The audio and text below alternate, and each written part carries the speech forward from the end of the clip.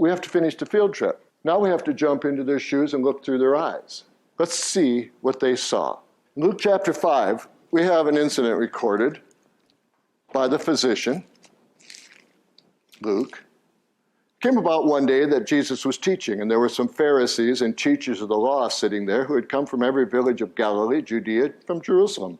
And the power of the Lord was present for him to perform healing. Some men were carrying on a bed a man who was paralyzed. They were trying to bring him in to set him down in front of Jesus, not finding any way to get him in because of the crowd. They went up on the roof and let him down through the tiles with his stretcher right in the center in front of Jesus. And seeing their faith, Jesus said to the guy on the cot and the bed, "Friend, your sins are forgiven you." Well, the guys on the roof probably nearly dropped him at that point.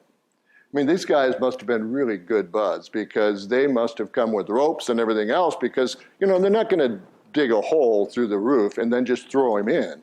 They had to have this bed, and to get him down through, they probably had to turn it sideways a little bit, so they had ropes on each corner, turn it sideways, and they had him roped on so he wouldn't fall off. Get it through the hole, straighten it out, lower it down, and they're all bumping heads, looking through the hole, can't wait for what's next, because what do they hope happens? He wants to be healed. The guy's a paralytic. And they heard, or maybe one of them has seen previous incidents where Jesus healed people. They wanted their buddy healed. And so looking through the hole, and Jesus says to their buddy, "Friend, your sins are forgiven you." And they probably looked at each other like, "What?" And then probably one guy says, "Hold my rope." He gets his head through the hole, gets down as close as he can to Jesus, and whispers to him, "Jesus, he's paralyzed." Like Jesus didn't quite get it, what was going on here. So they're not real happy campers up there. But listen to the scribes and the Pharisees in the house. They began to reason, saying, "Who is this man who speaks blasphemies?" Not the guy in the cot, not the guy in the bed. They're talking about Jesus now. "Who can forgive sins but God alone?" So what they were concerned about is not the guy. They were concerned about the fact that Jesus claimed he was going to forgive the man's sins.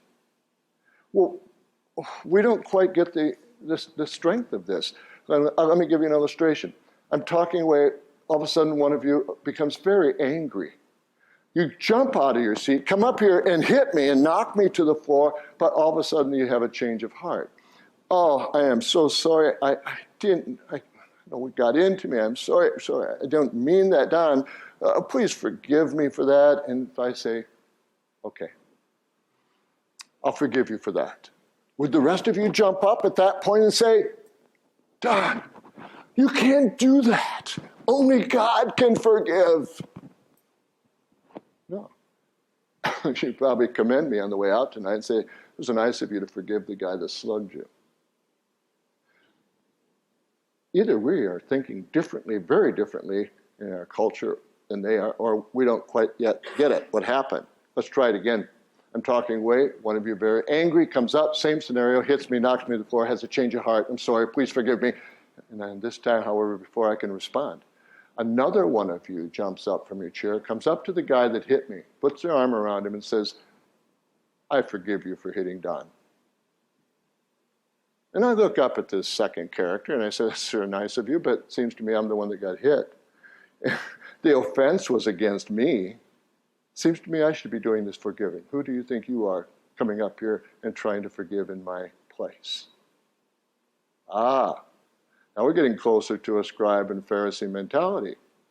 If the paralyzed man has sin in his life that needs forgiving, who is the offense against? God. Who should be doing the forgiving? God. And they caught it right away. Unless this guy is God, he has no right to forgive offenses against God.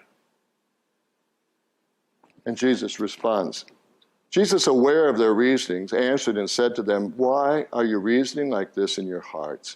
Which is easier to say, your sins have been forgiven you, or to say, rise and walk?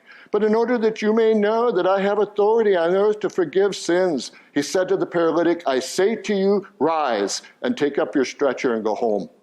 And at once he rose up before them, took what he'd been lying on, and went home, glorifying God. And they were all astonished, seized with astonishment, and began glorifying God. They were filled with fear, saying, "We have seen remarkable things today." Now, every one of us, if we had been there, would probably agree with them that indeed what you've seen there was very remarkable. But what you mean by what was remarkable about it is quite different than what they thought was remarkable about it. Let me explain. At the time of Jesus, the Jews could explain bad things that happened to people, like paralysis, like illness, like, all kinds of infirmities. And it was explained by the presence of sin in their life. One time, Jesus was walking with his own disciples into a town, and there was a man along the side of the road who was born blind. And the disciples stopped Jesus and said to him, "Now, who sinned, this man or his parents, that he was born like that?" That blindness is caused by somebody's sin. Now, we may think ultimately that all infirmities eventually track back to Adam and Eve and sin that entered the human race. But they mean it for each individual. If I stepped too far forward and I fell off of here and I fell down and I hurt my shoulder, some of you might well come up if you were Jews of Jesus' time and say to me, "Don, last 24 hours, give us an account. What have you been doing?" Because they're going to try to find what I was doing or thinking that caused this to happen to me. Now, when they saw the paralyzed man coming down on that bed, they not only saw a paralyzed man, but what else did they know about him? He's a sinner. And Jesus says to him, "Your sins are forgiven you." They look, and then they start to scoff. Then they get angry. Only God can forgive sins, and this guy's an imposter because he didn't forgive his sins. Whoa, how can you know that? The Jews thought the presence of sin leads to a consequence of sin, like the paralysis in this man's life. How is Jesus going to prove to them that he took away the sin? Remove the paralysis. Removal of the consequence of sin, like the paralysis, proved to them that it was the removal of the sin that caused it. And their response, "We have seen remarkable things today." They weren't really concerned about the miracle of taking away the paralysis. What they're remarkable was, here's this man, a carpenter's son, who did what only God can do, took away sin. We're looking at the miracle and say, "Whoa, that's cool. That's remarkable." Authority over sin, which in their own theology, in their own understanding, means he acted and completed the action that only God could do. Back in the first discovery, death is the ultimate power, the ultimate conqueror. If the finite world is all there is. You want to find out if Jesus is who he claims to be? Pit him against death. Every finite person, every human that's ever pitted against death loses. There are no exceptions.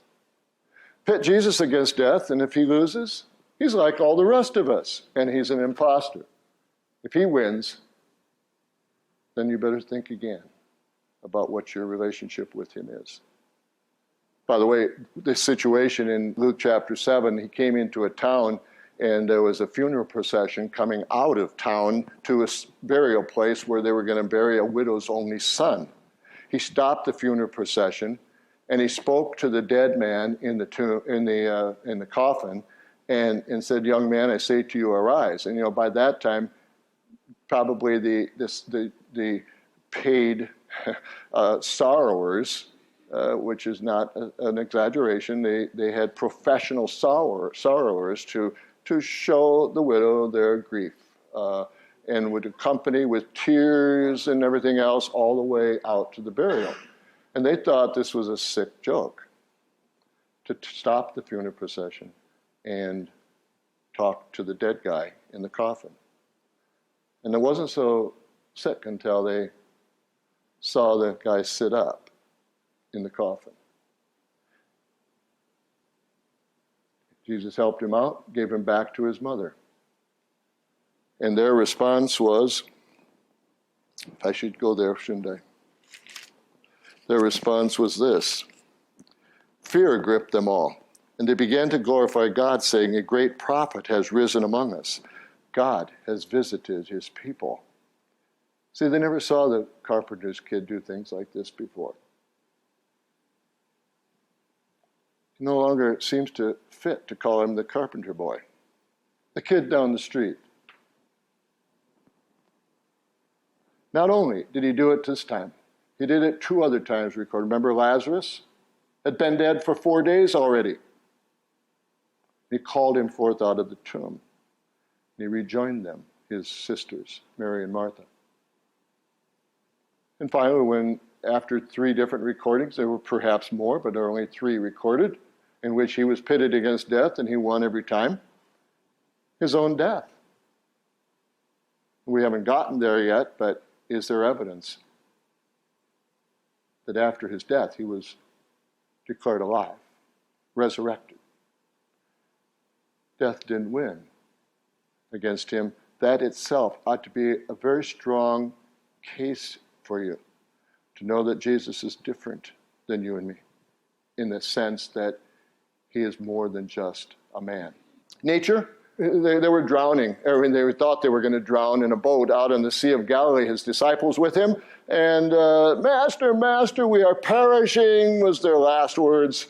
And Jesus arouses from sleep, and he says to the wind, be still. And it became quiet on the lake.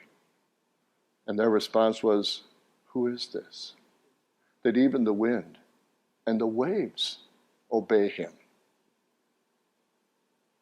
I'm a scientist. We call those the laws of nature. We simply observe them. Jesus controls them. There's a boat that came from the time of Jesus. They found it not so long ago in the sand along the Sea of Galilee when the water was low, and it revealed some parts of the beach they had not seen before. There was a little piece of wood sticking up, and as they started to dig it out, it kept getting bigger and bigger, and pretty soon they realized that they were digging out a boat. And when the wood and everything else was dated, it turns out to be a boat from the time of Jesus, 2,000 years ago. I was there 2 years ago and had a chance to see this boat in the museum there at Tiberias. That's all that's left. As you can see, the top part of the boat is all rotted away. But the bottom is a 27-foot boat, and solved the problem where many people reading the Gospels say oftentimes it would say Jesus would get into the boat with his apostles. That's 12, plus him is 13. They didn't have any fishing boats at that time that would be big enough to have 13 people cross the Sea of Galilee. When this boat was found, they were wrong. This boat will easily handle 13 people across the Sea of Galilee.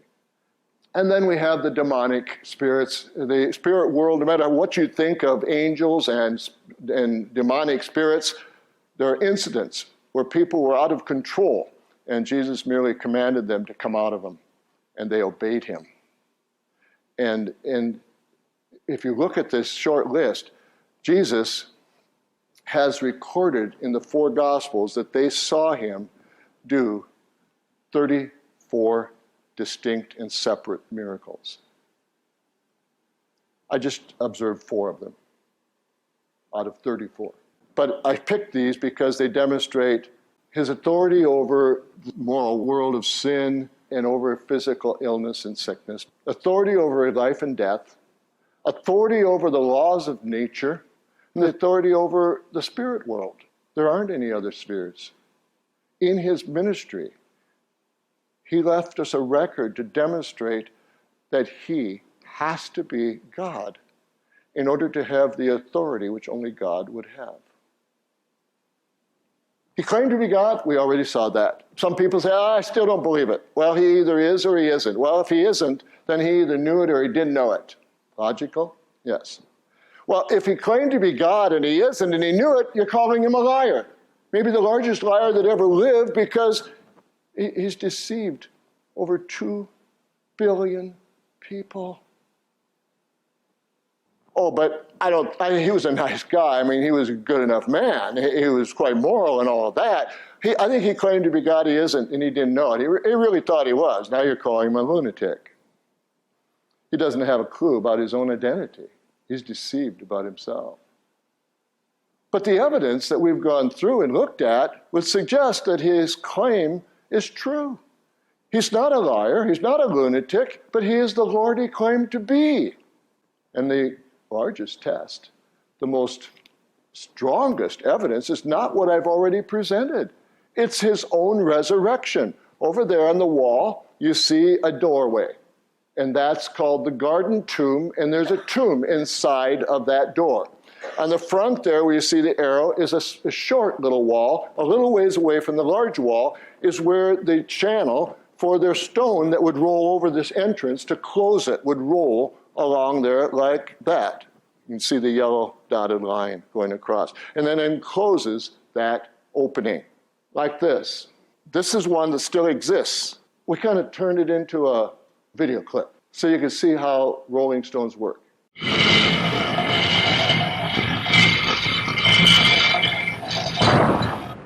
The stone weighs well over a ton.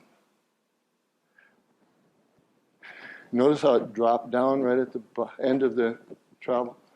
That's so, in order to get away from the door, you'd have to have a wedge of some sort. You'd have to have probably 3 or 4 people, because of the weight of it, to move that stone away from the entrance to that tomb.